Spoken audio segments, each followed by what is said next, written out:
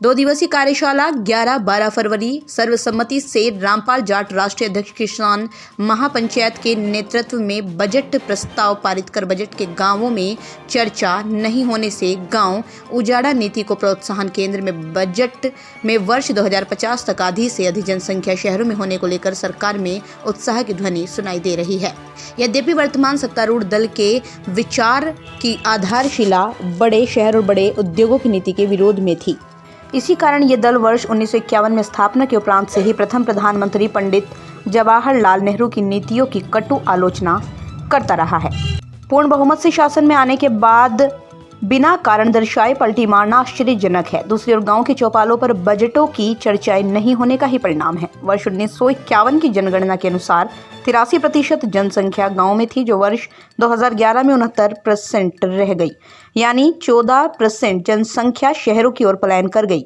वर्ष 2021 में जनगणना के आंकड़े अभी प्रकाशित नहीं हुए, किंतु सरकार ने उसके आधार पर बजट में ये घोषणा की है। गांव और कृषि किसान की उपेक्षा का एक ठोस प्रमाण है। इन नीतियों के कारण गांव का लोहार मोची को मारकर टाटा और बाटा को पनपाया गया। इस प्रकार के एक गांव में औसत 10 उद्योगों के नष्ट होने से लगभग 60 लाख ग्राम उद्योग नष्ट हुए। परिणाम स्वरूप 6 करोड़ परिवारों के जीविकोपार्जन के साधन छिन गए। आय की विषमता की खाई निरंतर चौड़ी होती जा रही है।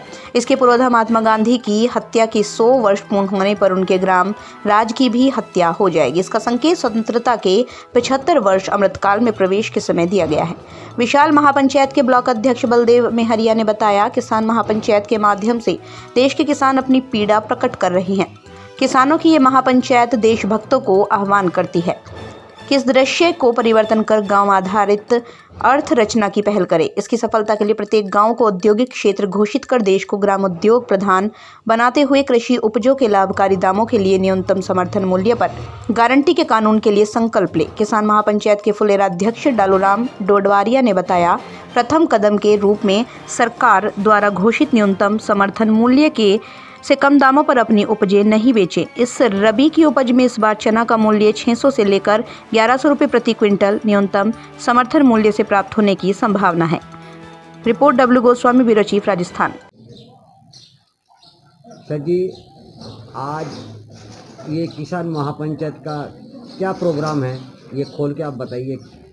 आज सारे आप लोग इकट्ठा हुआ है नरेना में। ये नरेना में इकट्ठा होने का क्या कारण है? 11 वर्ष पहले दूदू से किसान महापंचायत आरंभ हुई और उसी के साथ पूरा मोल घर में तोल का नारा पूरे देश में गूंजा।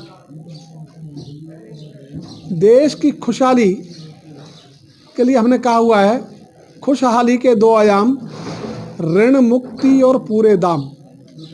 इसी को लेकर 2 दिन की कार्यशाला नरेना में जयपुर जिले के दक्षिण भाग की रखी गई है, जिसमें प्रस्ताव और आगे की कार्य योजना पर चर्चा होगी।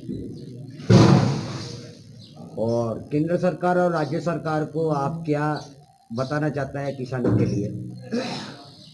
दोनों सरकारों से हमारा एक ही आग्रह है कि किसानों को उनकी उपजों के दाम मिल जाए।